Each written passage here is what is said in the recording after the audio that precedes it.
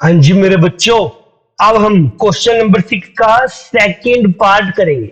Second part में क्या काम करना है, आपके पास 4 पॉइंट्स गिवन है और आपको चेक करना है कि ये 4 पॉइंट्स कौन सा क्वाड्रिलेटरल बनाते हैं, इसका नेम क्या है। बेटा, क्वेश्चन नंबर 6 का ये जो सेकंड पार्ट है, इसके अंदर बड़ी इंटरेस्टिंग बात छिपी हुई है। वो इंटरेस्टिंग बात क्या है, अगर आप जानना चाहते हो तो आपको इस वीडियो को पूरा देखना पड़ेगा। मैं आपको बता देना चाहता हूं कि 90% टीचर्स और स्टूडेंट इस क्वेश्चन को कंप्लीट नहीं करते और जिसकी वजह से इस क्वेश्चन में बच्चों को फुल मार्क्स नहीं मिल पाते। वो इस क्वेश्चन को अधूरा छोड़ देते हैं। बेटा, अगर इन सभी बातों का जवाब आपको जानना है ना, तो आपको इस वीडियो को कंप्लीट मतलब कि पूरा देखना पड़ेगा। चलिए शुरू करते हैं नए जोश के साथ क्वेश्चन नंबर 6 का सेकंड पार्ट। आपके पास 4 पॉइंट्स कौन कौन से गिवन है। ए पॉइंट आपके पास ये गिवन है, बी पॉइंट 3,1 है, सी 0,3 एंड डी पॉइंट क्या है आपके पास -1, -4। ये जो 4 पॉइंट्स गिवन है ना, ये क्वाड्रिलेटरल बना रहे हैं या नहीं, इसके मैं आपको दो मेथड बता रहा हूं। तो आपको मैंने पहले ही बताया हुआ है कि ये जो 4 पॉइंट्स गिवन होंगे, सबसे पहले आपने इनको ग्राफ के ऊपर प्लॉट करना है, फिर चेक करना है कि ये क्वाड्रिलेटरल बनाते हैं या नहीं। तो चेक कर लीजिए। देखो बेटा, ए पॉइंट आपका -3,5 ये रेड डॉट से मैंने डिनोट किया हुआ है। फिर आपका बी पॉइंट 3,1 ये डिनोट किया है इस रेड पॉइंट से। फिर सी पॉइंट क्या है आपका 0,3, सी पॉइंट है 0,3, डी पॉइंट कितना है -1, -4 और ये आपका डी पॉइंट यहां पर रिप्रेजेंट किया हुआ है। तो यहां पर देख लीजिए, ए, सी और बी ये तीनों पॉइंट एक ही लाइन के ऊपर आ रहे हैं और फोर्थ पॉइंट डी इस लाइन के ऊपर नहीं है। तो ध्यान से देखो, ये किसी भी कंडीशन में क्वाड्रिलेटरल नहीं बना सकते। तो आपका जवाब हो चुका है कि ये क्वाड्रिलेटरल नहीं बना सकते। और रीजन क्या दोगे, क्योंकि ए, सी और बी कोलिनियर पॉइंट्स है। लेकिन आपने इसको बाय डिस्टेंस फॉर्मूला से क्वेश्चन को निकालना है। बेटा, फर्स्ट मेथड में हमने क्या देख लिया कि जब इन पॉइंट्स को ग्राफ के ऊपर प्लॉट किया गया तो देखने से ही पता लग चुका था कि ये क्वाड्रिलेटरल नहीं बनाएंगे। आप दोबारा ग्राफ को देख लीजिए कि ए, बी, सी और डी से किसी भी तरह का क्वाड्रिलेटरल नहीं बन सकता। अब बात करते हैं सेकंड मेथड की।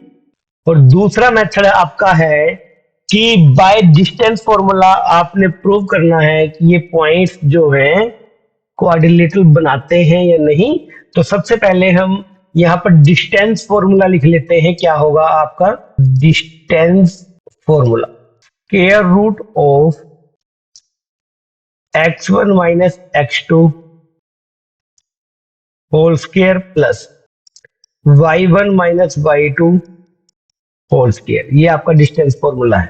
4 पॉइंट्स गिवन है आपके पास। तो बेटा, मैं यहां पर क्या करता हूं, एक रफली डायग्राम बना लेता हूं। ये मान लीजिए, और मान लिया कि ये पॉइंट ए है, ये पॉइंट बी है और ये पॉइंट सी है और ये पॉइंट डी है।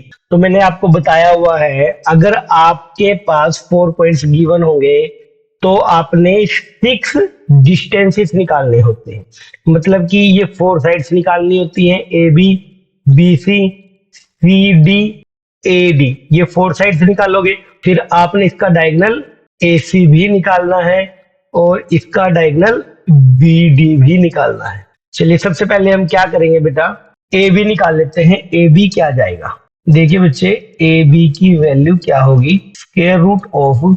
तो अगर बेटा आपके पास x1 की वैल्यू -3 हो और y1 की वैल्यू 5, x2 की वैल्यू 3 और y2 की वैल्यू 1। हाँ जी बच्चों, अब हम वैल्यूज पुट करते हैं। देखिए फॉर्मूला क्या है, x1 minus x2 whole square.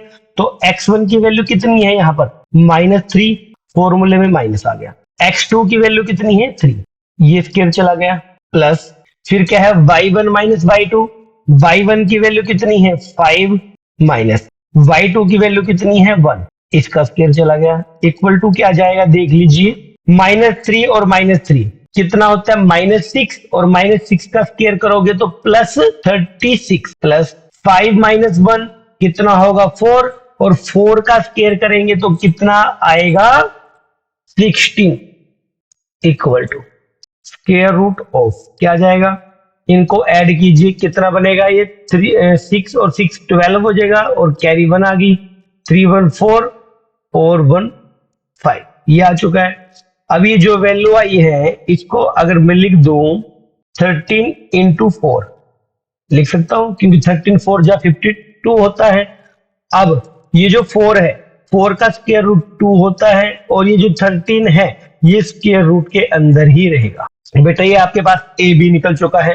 अब आप इसकी दूसरी साइड बी सी निकालोगे, तो देखिए बच्चे बी सी क्या होगा, अगर अब की बार x1 की वैल्यू 3 हो जाए और y1 की वैल्यू 1, x2 की वैल्यू 0 और y2 की वैल्यू 3, तो फॉर्मूला क्या है x1 minus x2 whole square, तो x1 की जगह कितना आ गया 3, x1 की जगह कितना आ गया 3 माइनस x2 की जगह कितना आ गया 0, ये स्क्वायर चला गया, प्लस अब क्या बनेगा y1 माइनस y2, तो y1 की वैल्यू कितनी है यहाँ पर 1 और y2 की वैल्यू कितनी है 3, तो ये क्या बनेगा 1 माइनस 3, ये स्क्वायर चला गया, स्क्वायर रूट ऑफ क्या आएगा देख लो जी, 3 माइनस 0 कितना होगा 3, 3 का स्क्वायर करोगे कितना आएगा 9, प्लस 1 माइनस 3 कितना होगा -2, और -2 का स्क्वायर करोगे तो कितना आएगा +4 इक्वल टू ये कितना आ जाएगा स्क्वायर रूट में 30।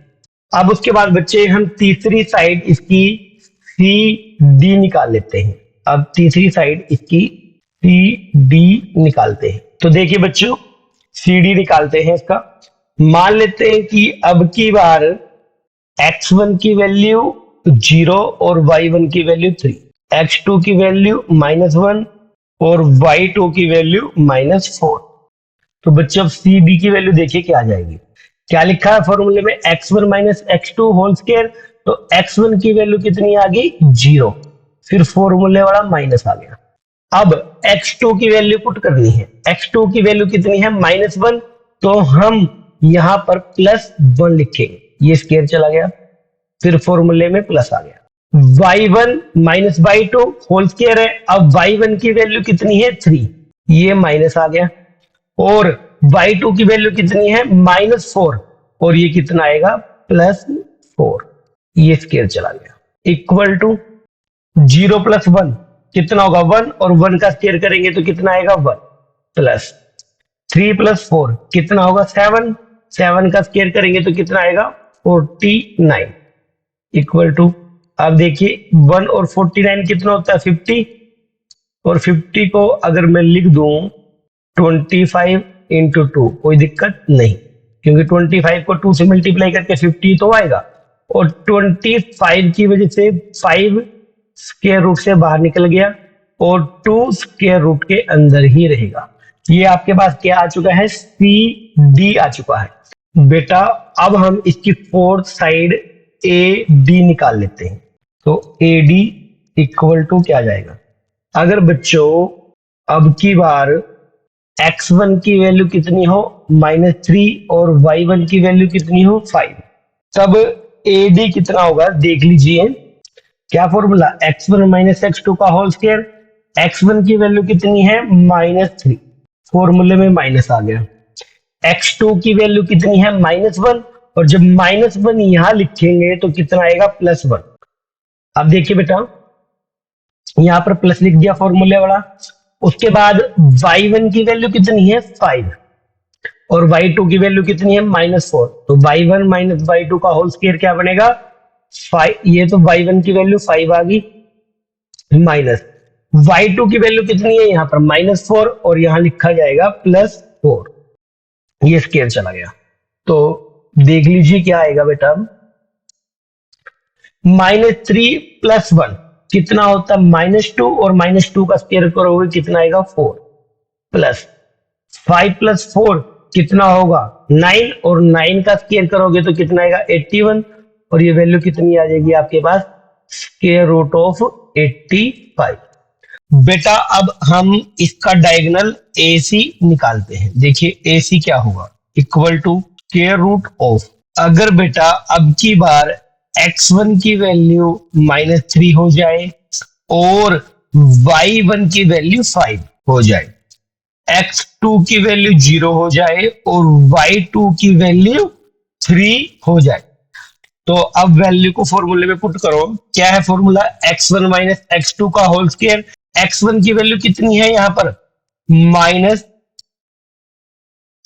x1 की वैल्यू कितनी है यहां पर, -3, फॉर्मूले में माइनस आ गया। x2 की वैल्यू कितनी है, 0, तो यहां 0 आ गया, ये स्क्वायर चला गया, प्लस, अब क्या फॉर्मूले में y1 माइनस y2, तो y1 की वैल्यू कितनी है 5 माइनस y2 की वैल्यू कितनी है 3, ये स्क्वायर चला गया, इक्वल टू -3 और -0 कितना होगा, -3, और -3 का स्क्वायर करेंगे तो कितना आएगा, +9, प्लस 5 माइनस 3 कितना होगा 2, और 2 का स्क्वायर करेंगे तो कितना आएगा 4, तो 9 और 4 को जब ऐड करेंगे तो स्क्वायर रूट ऑफ 13 ये आ जाएगा।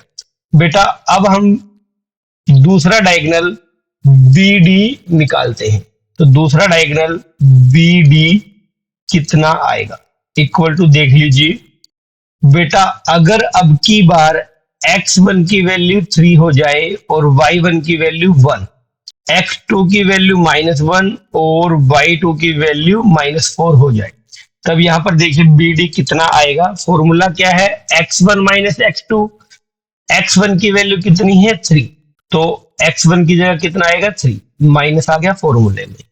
अब x2 की वैल्यू पुट करनी है, ध्यान से देखो x2 की वैल्यू कितनी है, -1 है, तो यहां पर +1 लिखा जाएगा, ये स्क्वायर चला गया, प्लस, अब देख लीजिए फॉर्मूले में क्या लिखा हुआ है, y1 minus y2 whole square, तो y1 की वैल्यू कितनी है 1, फॉर्मूले में आ गया माइनस, y2 की वैल्यू कितनी है -4 है, और -4 को जब यहां पर लिखेंगे तो ये +4 लिखा जाएगा, ये स्क्वायर चला गया, equal to square root of, तो देखिए बच्चे 3 और 1 कितना होता है 4, और 4 का स्क्वायर करोगे तो कितना आएगा 16, प्लस 1 + 4 कितना होता है 5, और 5 का स्क्वायर कीजिए कितना आएगा 25।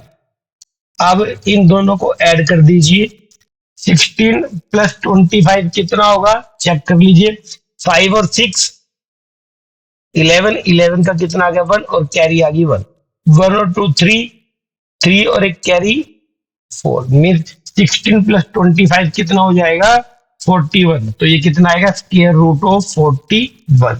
बेटा अब यहां पर 6 डिस्टेंसेस निकल चुके हैं, तो देखिए क्या आए हैं, ये आपके पास AB की वैल्यू कितनी आ चुकी है, ध्यान से देख लीजिए, 2 स्क्वायर रूट ऑफ 13, उसके बाद BC की वैल्यू कितनी आ गई, स्क्वायर रूट ऑफ 13, CD की वैल्यू कितनी आ गई, चेक कर लीजिए, 5 स्क्वायर रूट ऑफ 2, और AD की वैल्यू कितनी आ चुकी है आपके पास, स्क्वायर रूट ऑफ 85, और अब यहीं से शुरू होता है इस क्वेश्चन का इंटरेस्टिंग पार्ट। अब इंटरेस्टिंग पार्ट जानने से पहले प्लीज आप मेरे चैनल को लाइक, शेयर एंड सब्सक्राइब कर दीजिए।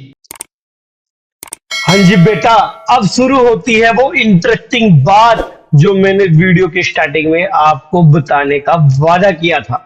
देखिए बेटा, आपने यहां पर क्या देख लिया कि इसकी जो 4 साइड्स है वो इक्वल नहीं है, तो स्टूडेंट और टीचर्स क्या कहते हैं कि 4 sides are not equal, so therefore given points does not form any type of quadrilateral। कहते हैं कि ये जो 4 sides है इक्वल नहीं है, इसलिए ये क्वाड्रिलेटरल नहीं बनाती।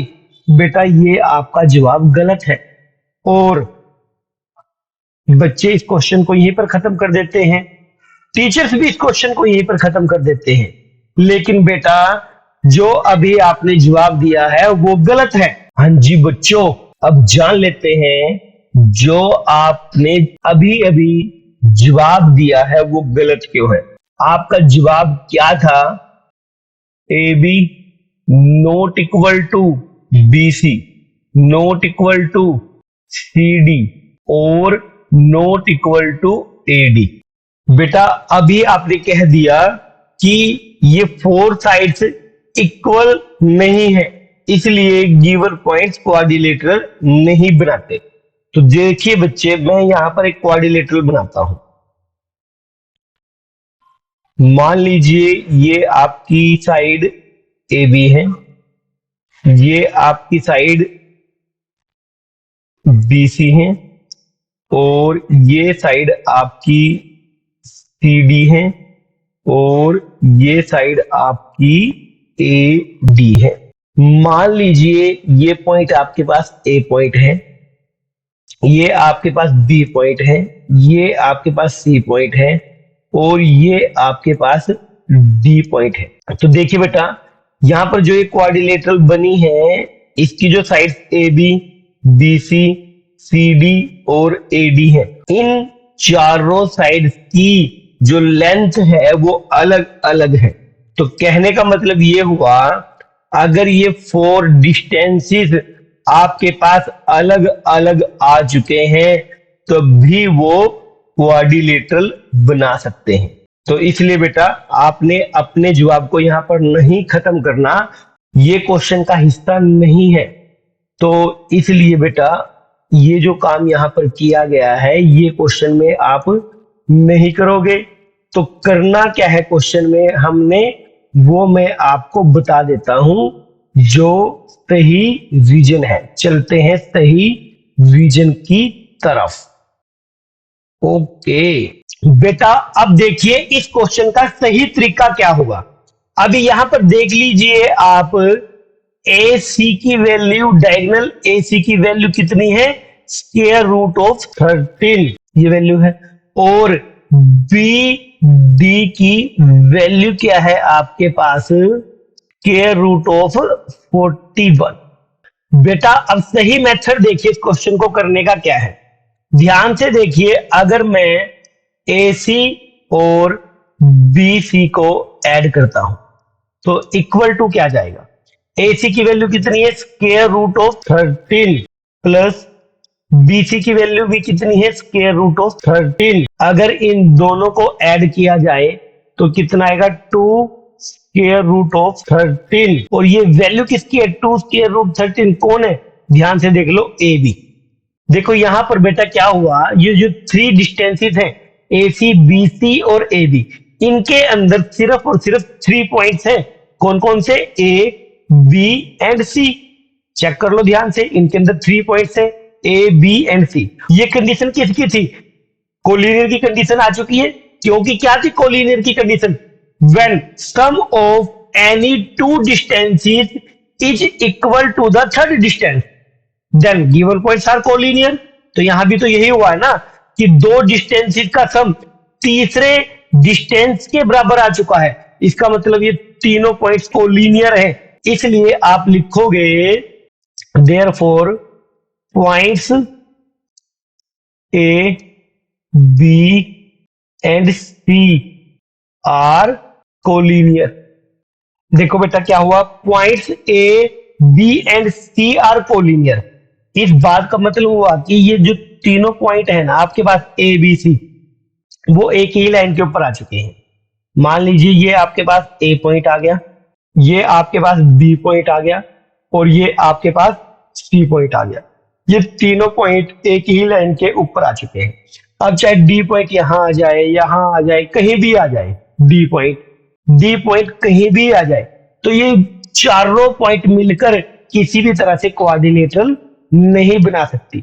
इसलिए बेटा अब हम यहां पर लिखेंगे given points does not form any type of quadrilateral. ये आपका जवाब होगा। हमने स्टार्टिंग में ही आपको ये बात एक्सप्लेन कर दी थी ग्राफिकल मेथड से कि ए बी और सी ये तीनों पॉइंट एक ही लाइन के ऊपर आ रहे हैं और डी पॉइंट आपका ये पड़ा हुआ है, तो ये किसी भी तरह से कोऑर्डिनेटर नहीं बना सकती। और यहां भी यही कंडीशन आ चुकी है। तो ये वाली कंडीशन कहां चाहिए है, बाय डिस्टेंस फॉर्मूला।